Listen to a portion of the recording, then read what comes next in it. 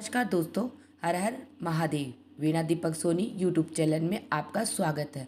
आज मैं आपको सत्यता से जुड़ी हुई एक अनोखी कहानी सुनाने वाली हूँ, तुलसी माता की।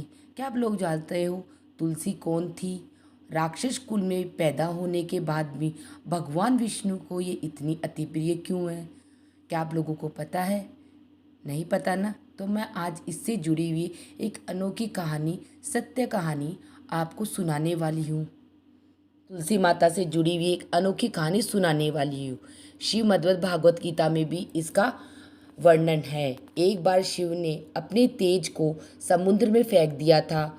उससे एक महातेजस्वी बालक ने जन्म लिया।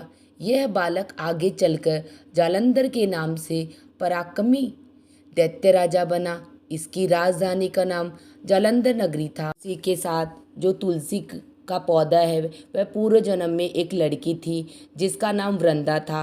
राक्षस कुल में जन्मी है बच्ची बचपन से ही भगवान शिव विष्णु की परम भक्ति। जब वह बड़ी हुई तो उनका विवाह राक्षस कुल में दानव राज जलंधर से संपन्न हुआ।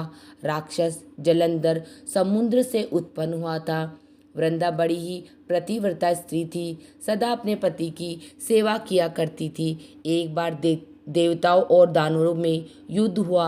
जब जलंधर युद्ध पर जाने लगा तो वृंदा ने कहा, स्वामी आप युद्ध पर जा रहे हो, आप जब तक युद्ध में रहेंगे मैं पूजा में बैठकर आपकी जीत के लिए अनुष्ठान करूंगी। तब तक आप लौटोगे नहीं, आओगे नहीं, मैं अब तक अपना संकल्प नहीं तो छोड़ूंगी। जलंधर तो युद्ध में चला गया और वृंदा व्रत का संकल्प लेकर पूजा में बैठ गई। उसके व्रत के प्रभाव से देवता भी जलंधर को न हरा सके। सारे देवता सब हारने लगे तो वो विष्णु जी के पास गए।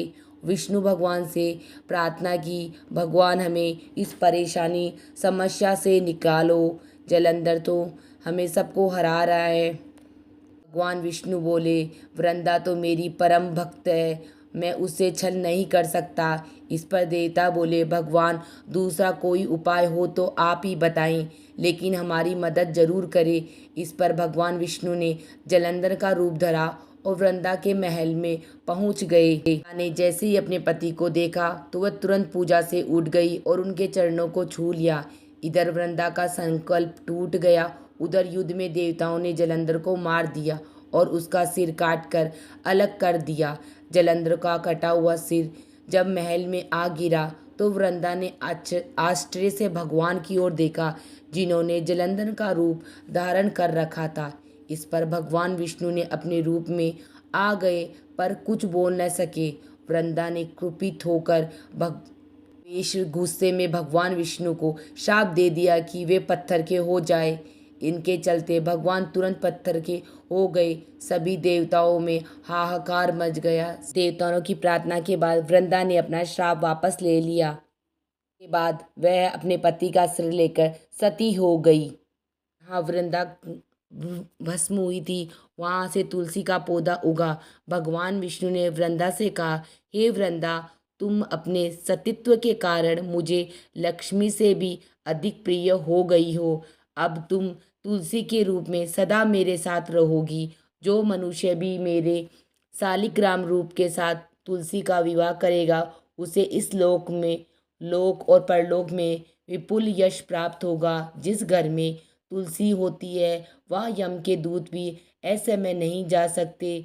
गंगा नर्मदा के जल में स्नान तथा तुलसी का पूजन बराबर माना जाएगा, चाहे मनुष्य कितना भी पापी क्यों ना हो।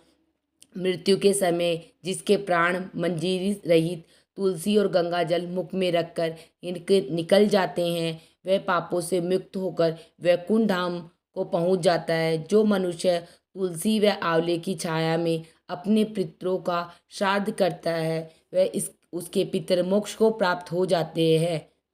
तुलसी माता से जुड़ी ये घटना कैसी लगी?